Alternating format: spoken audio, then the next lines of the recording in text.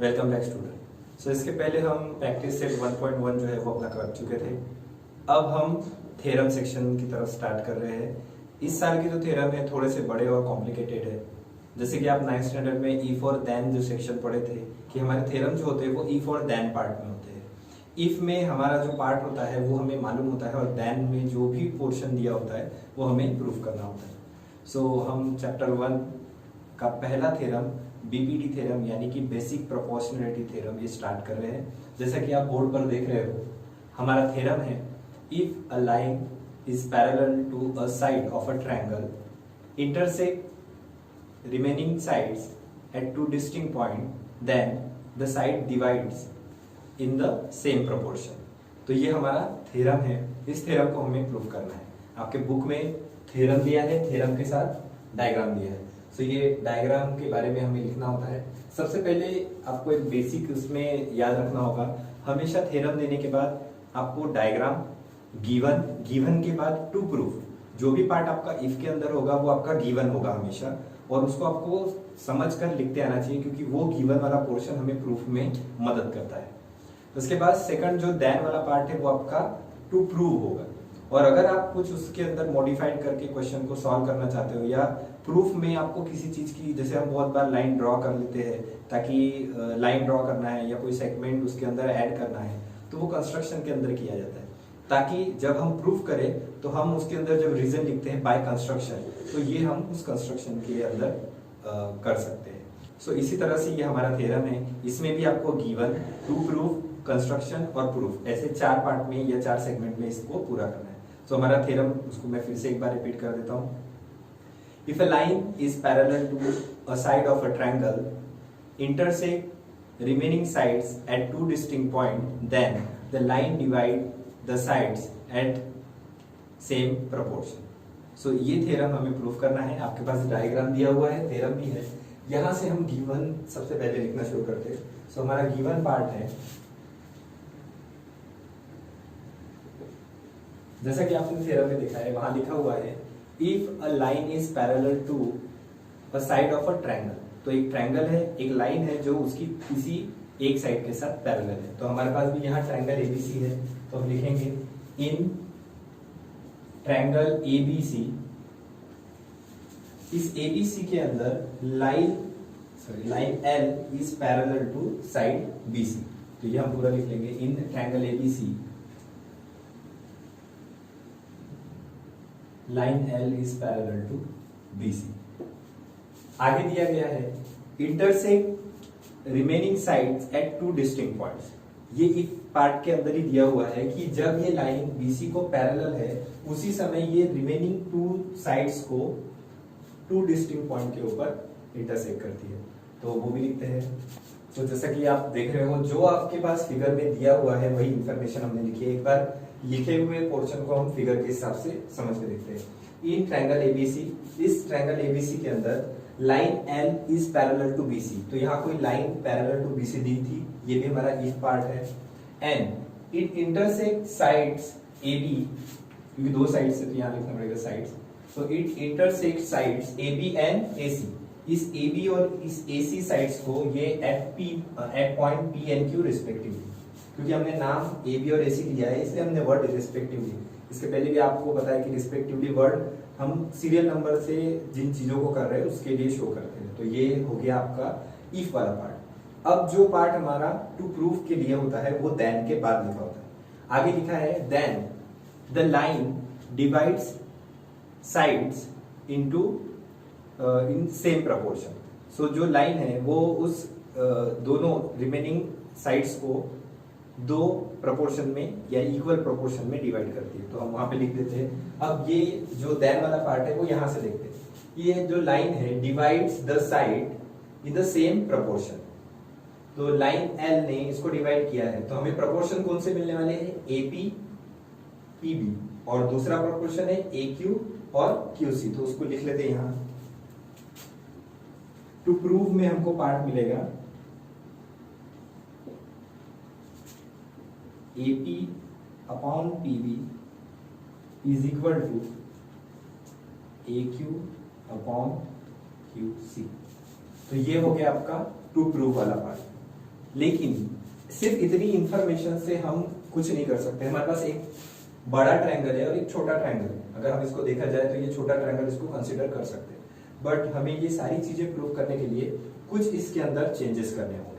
तो वो चेंजेस किस तरह से देखते हैं। इस सेक्शन से लेकर कोई ऐसी इंफॉर्मेशन नहीं कि हम उसको प्रूव कर सके, इसलिए एडिशनल हमको कुछ उसके अंदर ऐड करना पड़ेगा। ये फिगर सॉल्व करने के लिए हमको किसी तरह से इन लाइन को ऐसे दो ट्रायंगल में साथ लाना पड़ेगा कि हम उसके ऊपर प्रॉपर्टी लगा सकते हैं। और इस साल आपने प्रॉपर्टी सिर्फ एक ही पढ़े हैं अभी तक, वो है ratio of areas of true triangles. तो इन्हीं दो ट्रायंगल्स की जो प्रॉपर्टी यानी कंडीशन 1, कंडीशन 2 या कंडीशन 3 जो आपके बुक में नहीं है, यानी same base same height both are same. तो सेम बेस होगा तो करस्पॉन्डिंग हाइट में आंसर, सेम हाइट होगी तो करस्पॉन्डिंग बेस में आंसर, दोनों सेम होंगे तो दोनों ट्रायंगल के एरियाज क्या होंगे, इक्वल होंगे। तो ऐसी 3 कंडीशन ही हमारे पास है इस साल के इसमें, और उसी को इसके अंदर अप्लाई करना है। बट यहाँ पर फिलहाल हम अप्लाई नहीं कर सकते, इसलिए हम कंस्ट्रक्शन करते हैं। तो यहाँ कंस्ट्रक्शन करने वाले हम draw segment PC and BQ या QB। तो यहाँ कंस्ट्रक्शन में आएगा आपका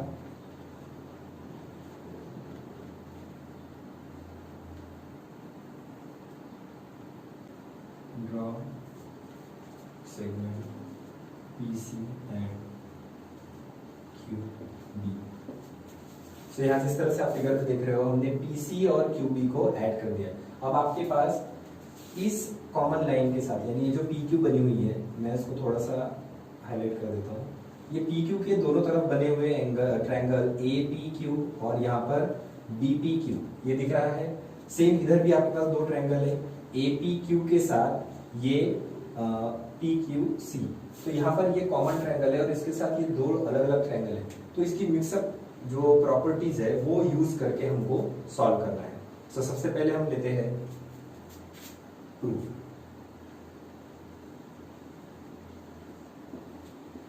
यहां पर जो दो ट्रायंगल है, मैं थोड़ा सा जिस तरह से मेरा समझाने का तरीका है, मैं इन दोनों ट्रायंगल को वहां बाहर आपके लिए निकाल देता हूं।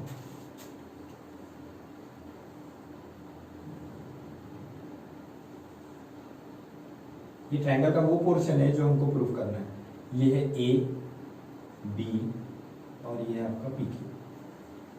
तो इस ट्रायंगल के अंदर ये वाला और ये दो ट्रायंगल आपको पढ़ने हैं, इसके अंदर प्रॉपर्टी लगानी। तो सबसे पहले प्रूफ के अंदर इन triangle APQ and triangle BPQ, इस APQ और इस BPQ ट्रायंगल के अंदर हम गौर से देखें तो ये Q जो है ये कॉमन वर्टेक्स है और ये PQ जो है उसकी हाइट है। साथ ही साथ इस ट्रायंगल के लिए बेस जो है वो AP है और इस ट्रायंगल के लिए जो बेस है वो ये कॉमन, ये जो दोनों बेस है वो कॉमनली लाइन AB के ऊपर है। तो हम ये तीनों चीजें लिखेंगे और उसके बाद इसको प्रूफ करेंगे। So in triangle APQ and triangle BPQ, Q is the common vertex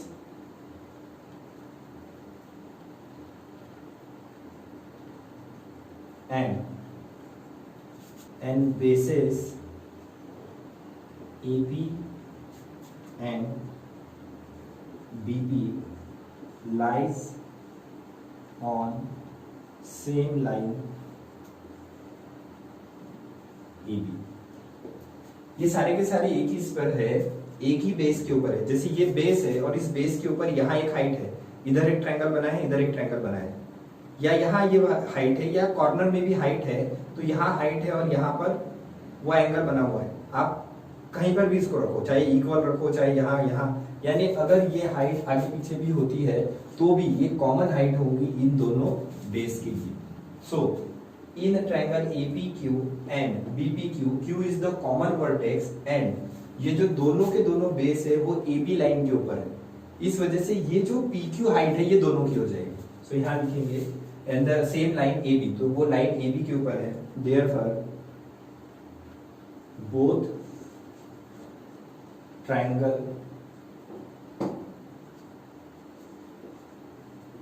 have same height P Q.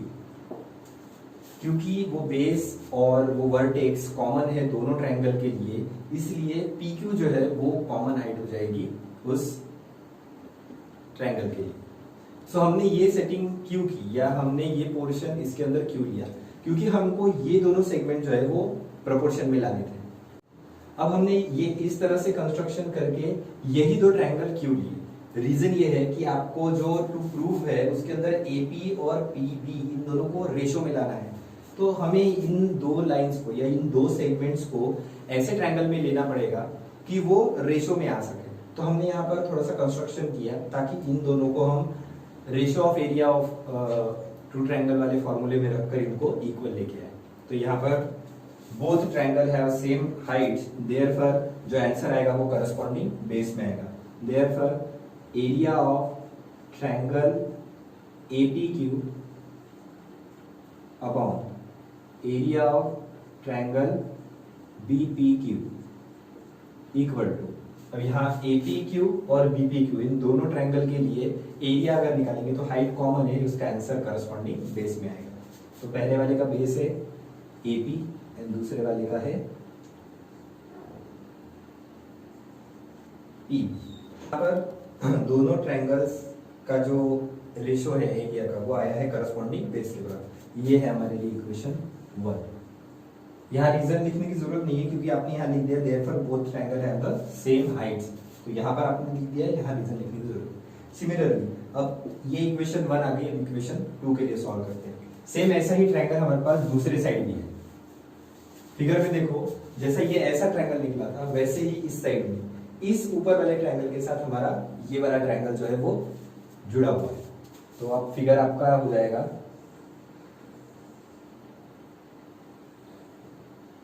इस तरह से, मैं नाम दे देता हूं उसको APQ एंड C। इस फिगर में भी सेम आपको यही लाइंस रिपीट करनी है, इतना ही लिखना है। ये दोनों जो है फिर से इक्वल आ जाएंगे। रही अब उनकी इक्वल करने की कंडीशन, उसके लिए फिर से आपके बुक में भी एक लाइन दी है तो हम उसको देखते हैं। तो ये जो ट्रायंगल है आपको समझ गया होगा। अब मैं इसी तरह से इसके बारे में लिखता हूं। सिमिलरली हम यहाँ पर सॉल्व कर रहे हैं in triangle APQ and PQC। तो इन ट्रायंगल में जैसे Q कॉमन वर्टेक्स था, यहाँ पर P कॉमन वर्टेक्स है। तो in this triangles P is common vertex and basis AQ and CQ lies on same line AC। so, जिस तरह हमने यहाँ लिखा था वैसे ही वहां पर लिखा कि जो P है कॉमन वर्टेक्स है AQ और CQ ये कॉमनली AC के ऊपर है। तो फिर ये जो यहाँ से परपेंडिकुलर यहाँ पर ड्रॉ हुआ है वो उसकी हो जाएगी हाइट, यानी दोनों के लिए कॉमन हाइट होगी PQ। देयरफॉर अब यहाँ पर लिखेंगे therefore PQ is common height for both triangle.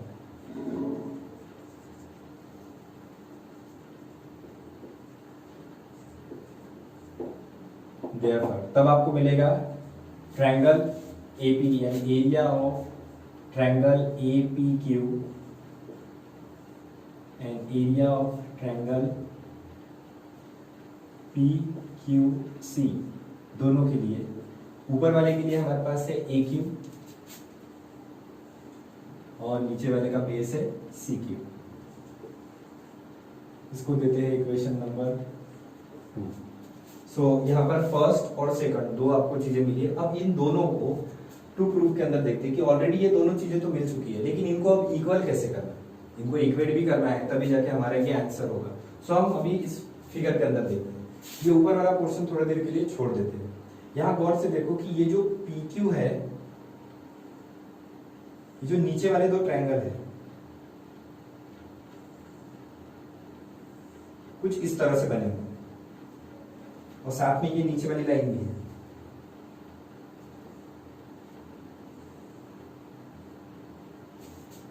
सो ये दोनों लाइन पैरेलल है, ऑलरेडी आपके गिवन में दिया हुआ है, यानी PQ is parallel to BC। Line L पर ही ये दो पॉइंट है, तो लाइन L पैरेलल है, इसलिए PQ BC को पैरेलल है। साथ में ये जो PQ है ये इसका बेस है इस ट्रायंगल का, अगर हम उसको उल्टा करते हैं तो। उसी तरह से ये जो दूसरा ट्रायंगल है इधर वाला, जिसके ऊपर मैं पेन चला रहा हूं, इसका भी बेस कौन है? PQ। और क्योंकि दोनों के दोनों ट्रायंगल जो है वो दो पैरेलल लाइन के बीच में बने हुए हैं, इसलिए इन दोनों की हाइट जो है, यानी इस दोनों ट्रायंगल की हाइट भी वो सेम होगी, क्योंकि पैरेलल लाइन के बीच के अंदर बीच में बने हुए दोनों ट्रायंगल्स या कोई भी फिगर हो, उनकी हाइट्स दो तीन अगर फिगर अलग अलग बने हो तो उनकी हाइट्स हमेशा सेम होती है, क्योंकि पैरेलल लाइन के बीच का डिस्टेंस जो होता है वो हमेशा फिक्स होता है। तो उसको हम यहाँ लिखेंगे फ्रॉम फिगर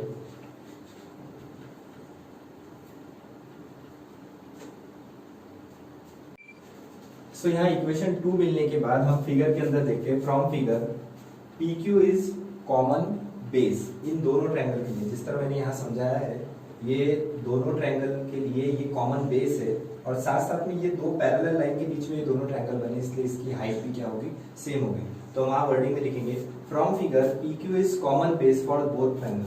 तो यहाँ पर BPQ और इस PQC के लिए ये दोनों ट्रायंगल के लिए वो कॉमन बेस है। ऑल्सो साथ साथ में both triangles are lies between parallel lines PQ and BC। यहाँ पर आपको दिख रहे होंगे ये दोनों ट्रायंगल इन दो पैरेलल लाइन के बीच में, इसलिए उनकी हाइट क्या होगी? सेम। देयरफॉर BPQ और PQC have the common height. दोनों कॉमन हाइट से कॉमन बेस है, इसलिए बोथ जो एरियाज है, जैसे कि मैंने इसके पहले भी बताया है, तीसरी कंडीशन जब हाइट भी सेम हो और बेस भी सेम हो तो दोनों ट्रायंगल के एरियाज जो है वो आपस में इक्वल हो। तो ये हमारी तीसरी इक्वेशन मिली है। अब हम इक्वेशन 1, 2 और 3 इन तीनों चीजों को लेके हम लिख सकते हैं कि ये जो पोर्शन है और ये वाला जो पोर्शन है वो इक्वल है।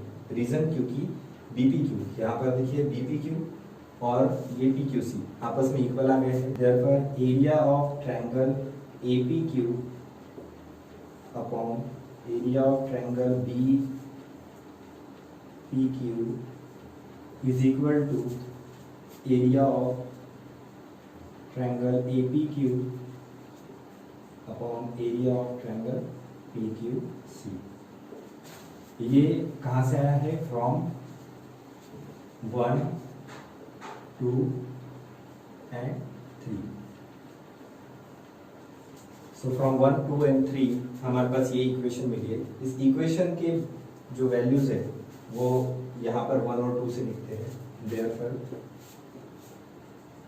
AP upon PB is equal to AQ upon QC।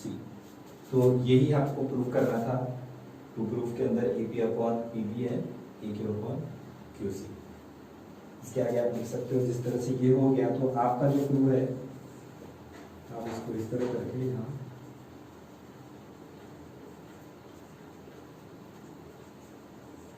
Hence prove ऐसा लिख सकते हो।